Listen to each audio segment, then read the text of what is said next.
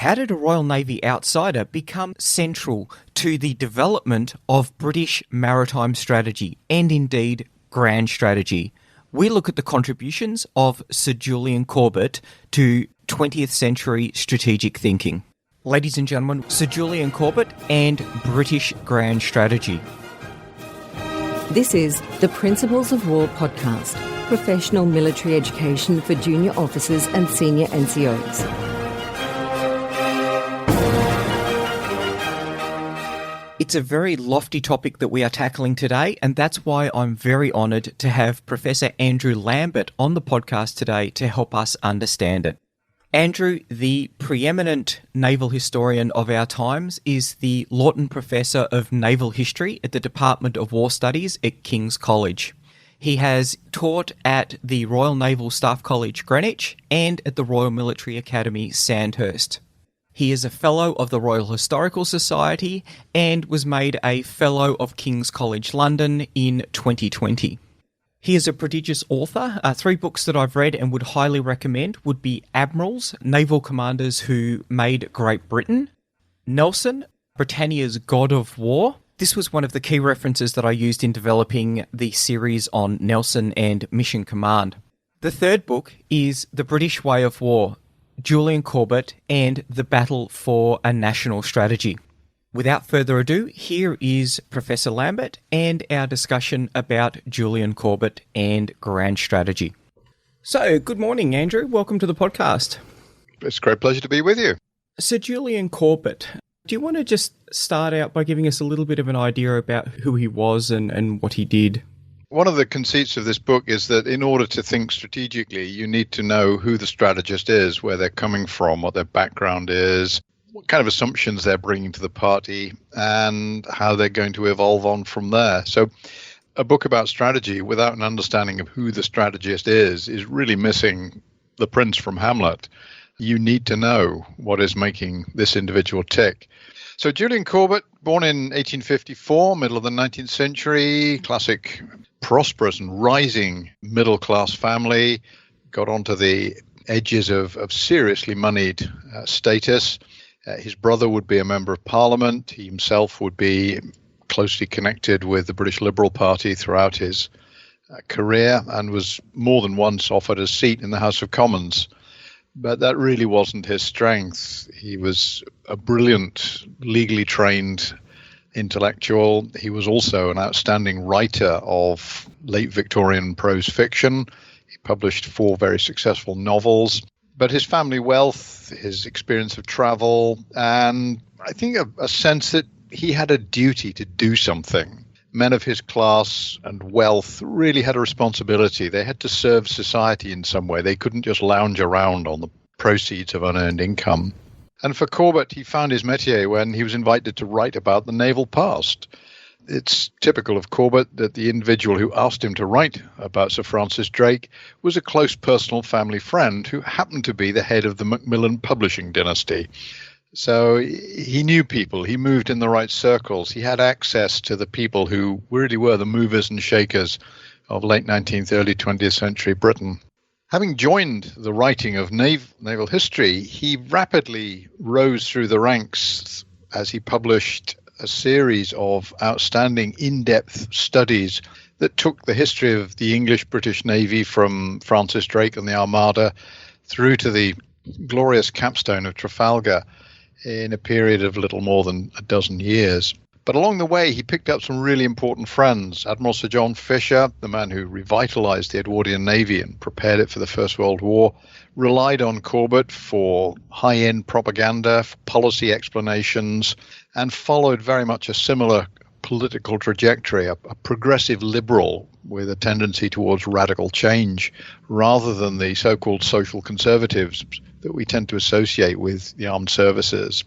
So Fisher is a radical, Corbett is a very progressive liberal, and they see Britain's future not as an imperial power, but as the head of a freestanding Commonwealth of nations, in which, as the different countries reach a political point, they become essentially self-governing, and the one thing that will unite the world, the former British Empire in the future, will be mutual dependence on sea communications and commerce. The ties will be all the stronger for not being based on the pulling up of a Union flag and the blowing of a trumpet every morning. There'll be ties that bind because they are ties of mutual interest. It's not at all surprising that it's well into the 21st century, Britain and Australia are still strategically, politically very close. The shared values that Corbett is talking about are still the shared values: liberal, progressive, inclusive, tolerant, and resistance to the threat of overpowering hegemonic states. In 1900, it was probably Germany, and in the 2020s, it's somebody else. But it's still out there, and it's still a very good reason for those countries to stick together. Corbett becomes the lead historian teaching the Royal Navy's senior officer staff course in 1902, and right through to 1914, that's his primary output. His books are written for naval officers in high ranks preparing for sustained long service. So his job is to educate the Navy, to think about the future, to prepare for the next war, and to make sure that they understand that they are part of a continuum. Naval warfare wasn't invented in 1900, and there's a great deal to learn, not just from the experience of the British past, but also of other pasts. And Corbett makes it his business to get his students to see the other side of the story. Why did the French lose? Why did the British win? These are important questions going forward as well as looking back. And ultimately, in 1911, he produced a book called Some Principles of Maritime Strategy, which is the foundation text of what we might call a British way of war. Limited maritime conflict on a global scale, designed ultimately not to defeat the enemy's army, but to destroy their economy. And this week, we are powerfully reminded that totalitarian countries with monodimensional economies are remarkably vulnerable to this. Russia had been heavily defeated in a war that broke out the year Corbett was born, the Crimean War. The Russians were not defeated by a British army in the Crimea. They were defeated by economic sanctions. Their economy collapsed into bankruptcy, and they were forced to backtrack on their aggressive plans against, in this case, Ottoman Turkey. The British had done the same to the Russians in the middle of the Napoleonic Wars as well. So there's a pattern here. If we look at how the sanctions will work, blocking Russian exports will choke their economy, whether those exports are timber and grain, oil and gas, whatever you name. The Russians depend on external sales, and those sales are the real economic target. So Corbett would have been on board with the way we're approaching those sanctions at the present time. When the First World War breaks out, Corbett is right in the heart of the higher echelons of British government. He's working as a historian for both the Admiralty and the Committee of Imperial Defence, the not only cross-government but also cross-empire coordinating body, which has membership from Australia, Canada, New Zealand, South Africa, as well as the British Armed Services. He's writing confidential history of the Russo-Japanese War to explain how maritime strategy works in great power conflict. Tragically, the book appears in print just after the war breaks out, and his target audience is now rather too busy to read it. It is a brilliant book, and it never appeared as a publication until the 1990s because it was a confidential text.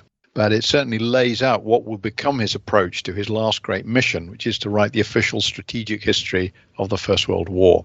His book is called Naval Operations, and he didn't live to finish it, which is a tragedy. But it explains how the war was conceived, how it developed. It positions campaigns like the Dardanelles, Gallipoli, campaign on the Western Front, campaigns in the North Sea, in a global context. Corbett explains how the British Empire won the First World War by December 1914. The world was now under British control in terms of economics and resources, and Germany was left to fight a very big European conflict. The Germans had no access to the outer world. They ran out of really important things, and it crippled their war economy. And once again, economic sanctions play a critical role in the defeat of an aggressive great power. In 1922, Corbett was working through the difficulty of explaining the Battle of Jutland both to the British and to the people who were responsible for it not working very well when he dropped dead. Overwork, exhaustion, heart failure. And his legacy has ever since then been contested. He didn't have the opportunity to finish writing that great book, to finish off his work. And so for many people, he's been put to one side, he's been forgotten. But bringing him back in context really does help to explain how Edwardian England thinks as it goes into the First World War. And it explains how the Royal Australian Navy was thinking when it set up, because the founding mission that was sent out to get the Australian Navy up and running, all of the members of staff of that mission had been taught by Corbett. Several of them were personal friends. And that's not accidental. Jacky Fisher made sure the Australian Navy got the best intellectual startup pack they could, and Corbett is critical here.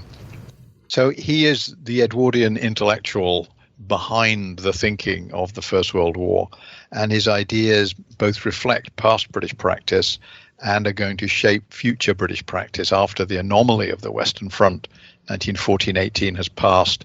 And the British learn that it's not their business to take on the main enemy army in the heart of Europe. It's their business to facilitate that being done by larger and more populous countries like the United States or the Soviet Union. What was the approach that he took to develop his... So he started with naval history. How did he develop his theory for grand strategy? How did that lead into it? What was his intellectual approach? Right. So Corbett is beginning to write naval history at a time when naval history itself is a somewhat thin specialization. It's mostly drum and trumpet history. This happened and this happened and this happened. And the Navy itself is remarkably uninterested in the past, because the past is sailing ships and they're not using sailing ships. So why should they be interested in what happened at Trafalgar? The job of the historians is to persuade the Navy to see that the past is full of experience at the strategic and operational level. Naval tactics might have changed and technology is shifting, but how navies operate strategically is much more permanent. So first and foremost, it's Corbett's job to persuade navies that the past does contain useful understanding, and that an understanding of the past will help them shape their future programs. He's building off the work of Alfred Thayer Mahan, the American sea power advocate. But of course, Mahan is writing for an American audience, and America is a very long way from Britain. It's a very big country. And ultimately, the United States is a military power that uses a military navy to project that power across oceans. Britain is not a military power. It uses the oceans themselves as its primary strategic asset, and controlling the oceans gives Britain the ability to conduct maritime economic warfare. It's not in the American lexicon, it's in the British lexicon. So first of all, naval history matters. Secondly, the strategic ideas of other powers are not relevant. They may be useful foils for argument, but they are not going to solve the British problem. Mahan is talking about the Americans acquiring things that the British already have. Command of the sea. The British have that. They don't need to think about that. They've got it. And if they keep building a large enough fleet, they're always going to have it. So that's not a big question for the British. The question is how you turn command of the sea into strategic effect on land. And here, Corbett, through his relationship with the director of the Naval War Course, Captain Edmund Slade, is introduced to a fairly high level of German strategic thinking in the late 19th, early 20th century era. And here, the driver is that the army, the British Army, is using German strategic theory to argue that it, and not the Navy, should be Britain's primary strategic instrument. The Germans are the masters of modern war. This is what they do. We should do what they do. Of course, as Corbett points out, Britain and Germany are very different countries. They have very different interests. And the Germans have nothing that could compare with the British Empire. There are no dominions and commonwealths in the German Empire. There are merely parts of Africa that the Germans hold down with a great deal of force and for no profit. So Britain's worldview is so fundamentally different that Britain needs its own strategy. When he comes to the work of Clausewitz, and Clausewitz is the master of explaining what the principles of war are, he doesn't tell you what to do. He gives you guidance on how you should think and what the key issues are. And Clausewitz understands, and Corbett highlights this, that war depends on which country is waging it, what the circumstances are. Is it a war for national survival in which everything is available to be used, or is it a cabinet war? You're just after a little bit of territorial rectification, just grabbing the odd province. Limited war versus unlimited war. Massive mobilization versus limited mobilization. The British have a long history of not conscripting soldiers. and they don't start doing so until 1916. The Germans and the French have a very long history of conscripting soldiers, and they're doing that long before war breaks out. So these are very different strategic arguments. And Corbett's genius is to take the strategic arguments, not just of Germany, but also of France and to an extent the United States, and to work them into a synergy of strategic thinking, which highlights and emphasizes how the British operate in the past, the present, and what they need to think about for the future. So this is the core text of any understanding of how the British think strategically. What were Corbett's thoughts on the Dardanelles campaign?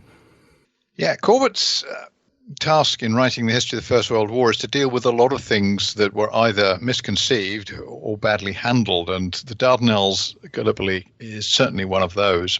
Corbett is a great supporter of the use of maritime amphibious power projection. It features in pretty much all of his books. Some of the high points of British warfare are this synergy of army and navy to secure strategic objectives. So the Dardanelles looks perfect. But of course, Corbett realizes from the start this is not going to be a naval operation. It has to be combined. But the army won't provide any troops. So initially there's a naval attack, which is never going to work. The straits are too narrow. And as long as the Turks stand to their guns, they will be successful. The army then turns up belatedly and never in enough strength to secure the strategic advantage that they need. It's a case of reinforcing failure over and over again.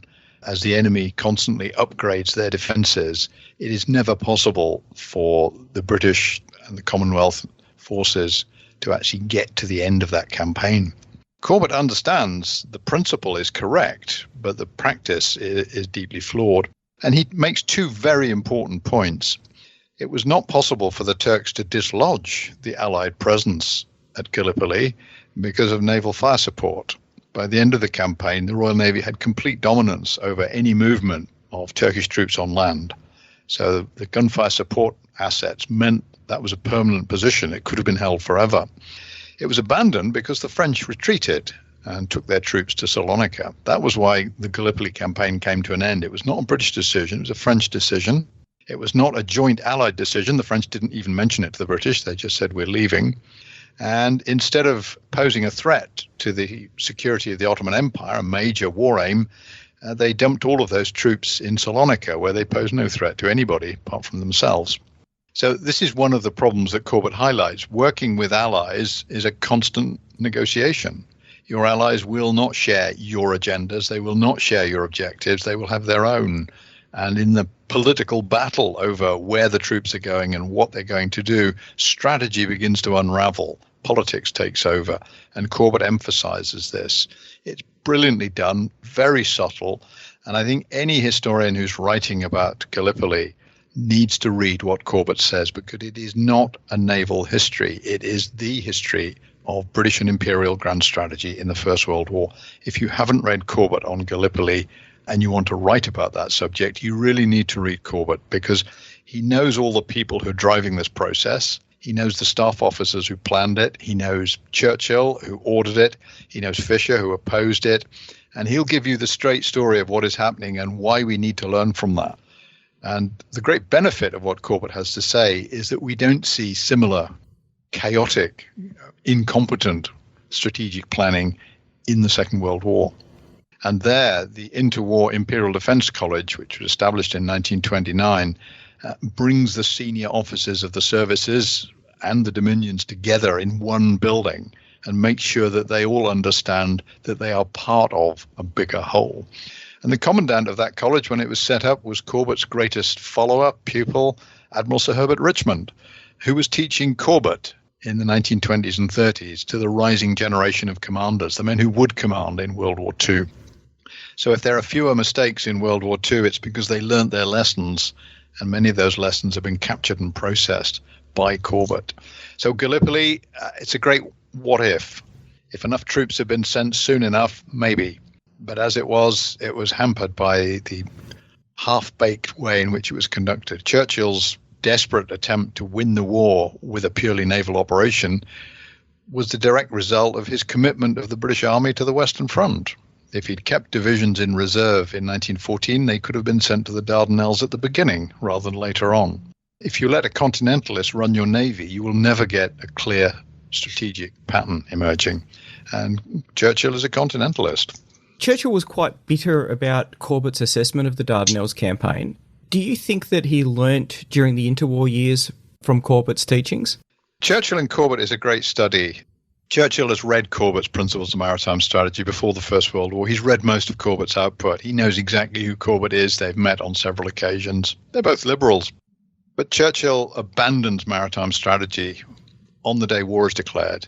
It's Churchill who leads a handful of cabinet ministers in deciding to send the entire expeditionary force, not to Belgium to defend Britain's vital interests on the Belgian coast, but to France, where they serve the French interest.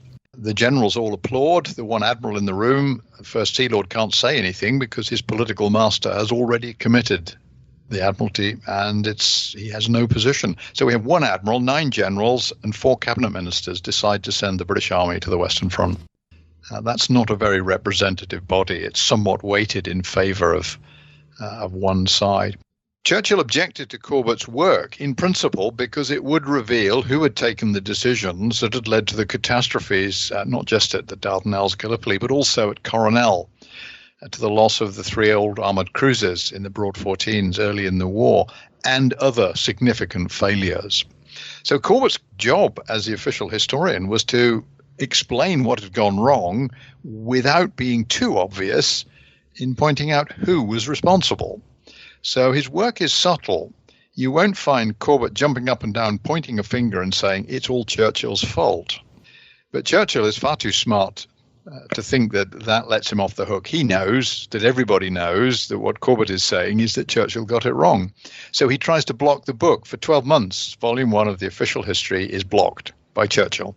He's eventually outvoted by his cabinet colleagues on a point of honour.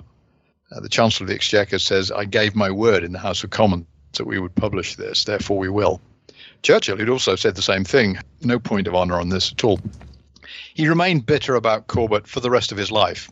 He referred disparagingly to him after his death, even when he was pillaging his work to write his great biography of the Duke of Marlborough. So for Churchill, Corbett was a very embarrassing episode in which his failures as a wartime leader had been exposed for all to see, which called into question whether he should be still in the higher ranks of government, let alone a wartime prime minister 20 years down the line.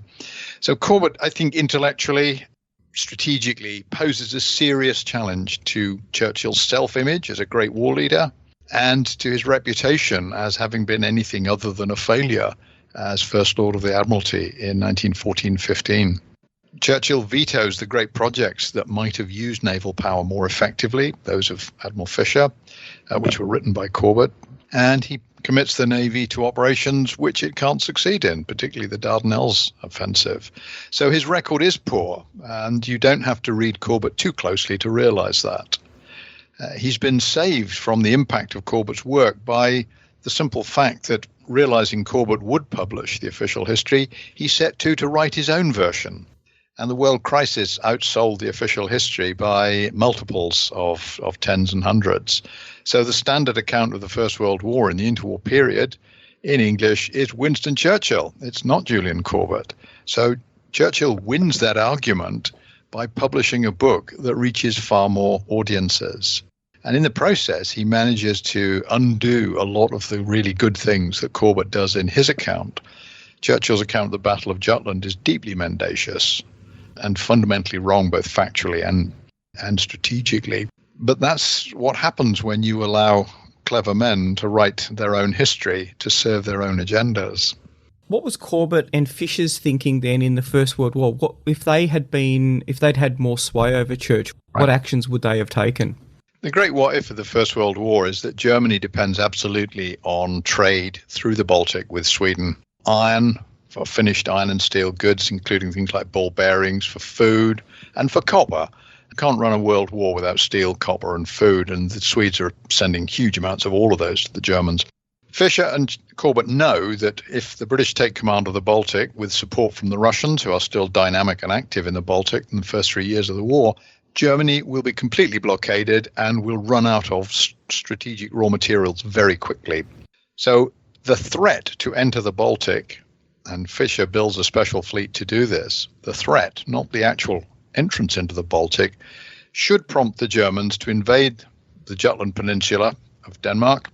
And if the British Expeditionary Force is available, it can then land in the Danish islands of Zealand and Funen and hold open the Baltic Narrows, allowing an Anglo-Russian fleet to command the Baltic and blockade Germany. This is the end for Germany. The Germans know this. Everybody knows this. Why doesn't it happen? Because Churchill blocks it. Churchill blocked the major strategic initiative of the war by the Navy. He blocked it because it would get in the way of his own agendas, of which the Dardanelles was the primary one. And he claims because it would take too long. The war wouldn't end until 1916. Funnily enough, it didn't end until 1918, fought the way Churchill wanted it to be fought. So we have two of the best strategic minds in Britain being thwarted by a cavalry subaltern who thinks that fighting on the Western Front with large numbers of men is a more effective way of using British power than maritime economic warfare. I have to say that it isn't. The tragedy is that Fisher, in his attempt to get rid of Churchill and get this policy adopted, and it was backed by Lloyd George and several others, when he blew up Churchill, he managed to blow up himself as well, and he left office at that point. But Corbett and Fisher, to the end of their days, recognized that this was the great lost opportunity of the war, to put real pressure on the German economy, which would have had far more effect than anything British armies could do on the Western Front until 1918. The British could have won the war from the sea long before they were in a position to think about winning it from the land. What influence did Corbett's writings have on British strategy in the Second World War? Corbett's impact on the Second World War is enormous. Everybody who matters in British High Command, in all three services, has read Corbett. They've been taught by Herbert Richmond, whose teachings are essentially Corbett for those in a hurry. And what we see is a succession of senior commanders, Army, Navy, Air Force, who all ultimately accept that maritime economic warfare is the only thing Britain as a standalone can do. And it's that period between the fall of France and the accession of particularly the United States to the war, in which Britain manages to retain command of the sea, to keep open the Atlantic and other strategic arteries by focusing its efforts on the maritime campaign. Despite the best efforts of the Royal Air Force to divert all large aeroplanes into bombing Germany with no effect, and of the Army to think of other ways of using British resources which were not particularly useful, particularly in the defensive campaign. But without command of the sea, Britain cannot wage the Second World War. The battles in the Western Desert, for example, they're entirely supplied through the Indian Ocean. So if you've lost command of the Indian Ocean, you can't run those campaigns. And running a campaign in the Indian Ocean has been something the Royal Navy's been planning for all the way through since the early 1920s, when Admiral Richmond was commanding on the East Indies station and drew out the parallels with the Great War with France in the 1780s, which had been waged in the same area. So Corbett's impact, it's not direct. He didn't teach that many of the great leaders of the Second World War. One he did teach was Bertram Ramsay, the man who planned all the great amphibious campaigns. He was on the 1913 Royal Navy War Course, which Corbett was teaching. So there were men in service who'd been taught by Corbett or knew Corbett, but more importantly, his legacy had lived on. And the whole purpose of his official history was to provide the teaching texts going forward that would equip the British to fight more effectively next time. And that's precisely what he did. So Corbett was writing about the British way of war. How relevant is Corbett today for Britain and for other countries?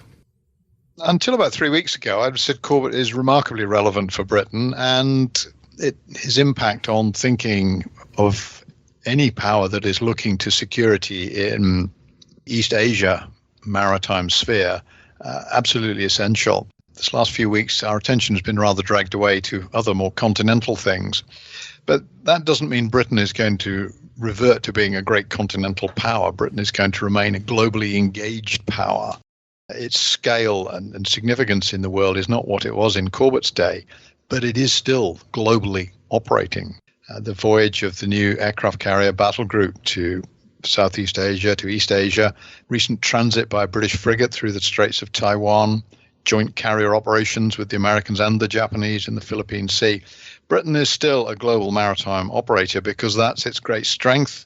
That's what it depends on. Britain absolutely depends on imported almost everything. Food, fuel, raw materials, people. Britain is absolutely dependent, and it has to be able to control the seas. It has to be part of a grand alliance that can guarantee that as far as possible on a global scale. So Britain's partnerships focus towards the maritime. Even NATO, everybody talks about NATO as if it's a military alliance. It's the North Atlantic Treaty Organization. Right at the heart of that is an enormous sea area, the area the Royal Navy fought to control in 2 world wars. It's not accidental that the British drive NATO to keep the Americans in Europe, the Germans under control, and the Russians out. Nothing has changed. As soon as the Russians start to misbehave, NATO looks remarkably relevant. So this week, NATO is a big issue, but Britain's contribution will not be large-scale military formations in Eastern Europe. That is not Britain's role in the world. Britain is exercising a great deal of influence in this crisis, providing military hardware and other forms of support. But it is not going to turn back to the Britain of 1918 with a mass army in Central Europe. That is just not plausible. There are plenty of large armies in Eastern Europe. They may need support, but it won't be large-scale numbers of troops. So Britain remains a maritime, globally engaged power. Corbett would recognize that. He would have recognized the relative decline of Britain as a great power. Britain was a great power, but it never became a superpower. It's not on the same scale as modern superpowers. It was always going to move into a different level as the United States, Soviet Union, and China reached a greater level of strength. But that doesn't mean you are allowed to forget your strategic requirements or to forget your relationships with countries that share your interests, your values, and your culture. And those are things that persist. What lessons from Corbett are there for a small to middling Antipodean power with a large landmass, low population density, long coastlines, poor maritime capabilities, and at the end of everyone else's supply routes? Some very important ones, I would suggest. The first one is don't be alone. It pays to travel with a position. It has a lot of support from a wide range of powers, all of whom see mutual interest. This isn't people looking out for Australia. This is people looking out for themselves and building coalitions and partnerships that are going to be effective going forward. So being engaged, being part of, and having the right security capabilities at the scale that the state is able to provide makes the country more important in alliances, in partnerships, more likely to be supported in the event of a crisis, and more significant in the global order. The British are doing the same thing. Britain is not going to be standing up to Russia on its own. It's part of an alliance, and being in an alliance of like-minded people who share most of your values and many of your interests is better than being alone. And tailoring your assets to emphasize the points which are critical rather than those which are optional is the big defense debate of the 21st century. Nobody can afford to have everything, not even the Russians or the Chinese. People are making choices, and it's the quality of those choices that reading Corbett helps you to think about. You might not agree with Corbett's overall assumption about the critical role of maritime economic warfare or the balance of forces that he's looking to. But the debate that you will have discussing those will help you to shape your situations going forward. So where does Australia need to be strong? What is critical? What is absolutely critical that the country needs to think about being able to defend on its own? What would be good to defend because it's part of a wider collection of interests? Where are those points where Australia adds value to alliances, that it can look after the interests of other powers with whom it wishes to work in partnership? So it's about tailoring the country's capabilities to meet a range of potential scenarios going forward.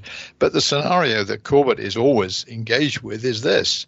By the time he was 3 years old, Britain was at peace with all other great powers, and it remained at peace with all other great powers until he reached retiring age. That's a really good scenario.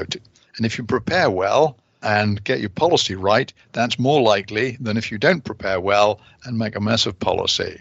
The purpose of peace is to try and preserve it. And you preserve that by having the capability to be effective if necessary, just to make sure that nobody expects an easy ride. We're looking at the Russians struggling in the Ukraine at the moment. They underestimated the enemy because the Ukrainians didn't really let on just how well prepared they were. Indeed. Corbett was trying to educate policymakers on grand strategy before and during World War I. What improvements do you think there are that we can do to the way that is conducted in the education of policymakers today? That's a hard one. Corbett's great asset in his teaching career is really very straightforward. He's exceptionally clever. He's highly educated. He's a practicing barrister. He has a law degree. He has a lot of real-world experience of local government, very widely connected. But above all, he is independently wealthy on a scale that most of us could only, dream of. He doesn't have to work. This is what he does because he feels it's his duty to be of service, and this is where his skills are most valuable. So he's able to push this career forward without ever having to worry about where the money's coming from. Corbett's not bothered about getting paid. He makes sure he does get paid because it's an esteem indicator, and he notes in his diaries how much he was paid. It's quite a lot. He gets paid more than anybody else because he's worth it. But he doesn't need the money. He could have stopped working any time he liked. He never had to start if he didn't want to. He commits his life to this, and he works himself quite literally to death. He's working 6.5, 7 days most weeks. And when the First World War is on, it's usually 7 and evenings. He doesn't stop. Didn't even stop for the Zeppelin raids. So he's committed, dedicated. We need people who absolutely believe in what they're doing. We need to think very carefully about how we structure education, because the danger is we make it rote, we make it formulaic. If you allow it to sit still for too long, it becomes pedestrian. Tired old lecturers giving tired old lectures about tired old subjects don't advance understanding. We need to keep up with what's going on, and we need to understand the past better. So we need to go at both ends of this. It's not accidental that when Clausewitz starts to think about war, he combines the study of theory with the study of practice. And his work exists in the space between those two quite distinct fields. The history is the learning that allows you to write coherently about strategy and policy. So we need to understand that no one academic discipline has the answers. The answers come from studying the problem. The problem is war. We study war to understand, to prepare for, and hopefully to avoid. And the better we study and the more widely we study, the less likely it is that we'll make mistakes. Excellent. Thank you very much for being so generous with your time and sharing some of the wisdom of Sir Julian Corbett. It's been a great pleasure, and keep up the good work. Thank you. So there you have it. I'm very grateful for Professor Lambert being so generous with his time. I think there's something for everyone that they can take away from that, particularly around the development of grand strategy and the role that Sir Julian Corbett played in that. For me, a couple of key takeaways. One, the role that history can play in the development of grand strategy. Some components of strategy for a nation are going to be enduring, things like geography. Because they're enduring, the process of going back, looking at historical strategies that have been utilised by a nation can definitely aid in the development of contemporary strategy. Secondly, the difficulties that we see between the political and military in the way that strategy is developed, is properly resourced and executed. I think that's an enduring challenge for democracies that needs to be worked through. I hope you got something out of the podcast. I know I certainly did. If you did, please like and share it on social media, on Twitter, Facebook, if you see it pop up. And definitely word-of-mouth referrals are a great way of spreading the work that we do on the Principles of War. The Principles of War podcast is brought to you by James Ealing. The show notes for the Principles of War podcast are available at www.theprinciplesofwar.com for maps, photos and other information that didn't make it into the podcast. Follow us on Facebook or tweet us at Surprise Podcast.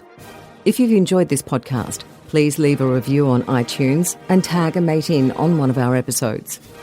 All opinions expressed by individuals are those of those individuals and not of any organisation.